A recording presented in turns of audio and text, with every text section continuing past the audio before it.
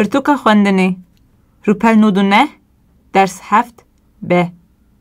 گهداری بکن.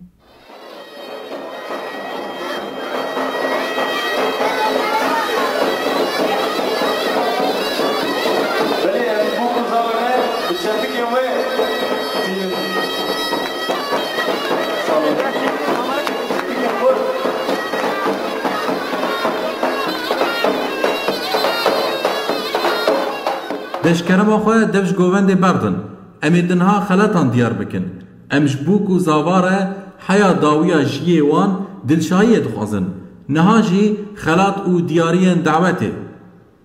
ده و باوه بوکه تلویزیون که رنگین و سیلاوه گلک سپاس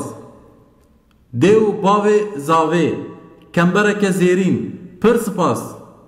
آپ زاوه جرحای 4 جوت بازنین زیرین شاندیه زور سپاس خالی بوکه جوتکه اسکارپین سپاس حوالین بوکه دستگل و قطکی کنج و تمیزک زف سپاس حوالین زاوه 2000 اورو و شوشک پارفوم سپاس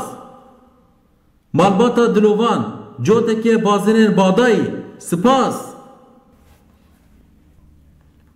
مالباتا گاریسخور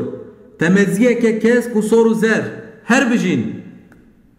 برای بوکه پچوک نقشه کردستان سپاس جبو دیاریاوی خوشکا زاوه پرتوکا احمد خانه یا مموزین گلک سپاس جبو به خلاطا خوشک ددیسا ورن گوونده